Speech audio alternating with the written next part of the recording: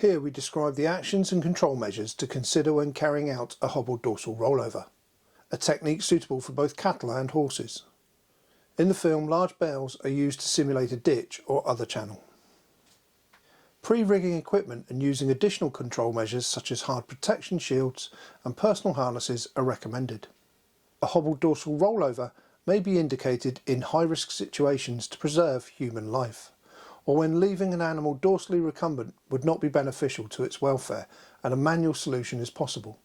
This may relate to a circumstance where lifting capabilities are not an option due to environment or acceptable timescales.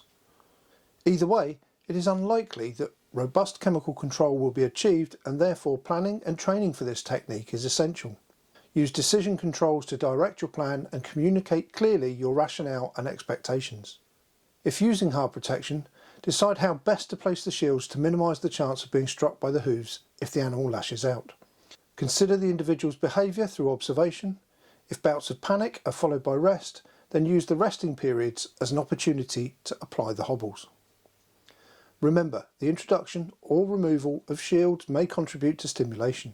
Once deciding to apply the hobbles, spend the least amount of time in the risk area by pre-rigging with a rope.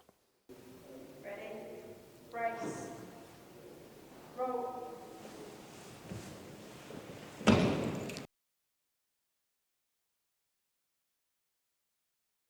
Consider a team member positioning the leg with a crook to aid placement. Always use singular hobbles and double the rope through to ensure a quick release system. Before carrying out the hobbled dorsal rollover, it is essential to gain control of the head with webbing head collar or an improvised halter. A bridle is not suitable for this purpose and will almost certainly fall off if traction is applied.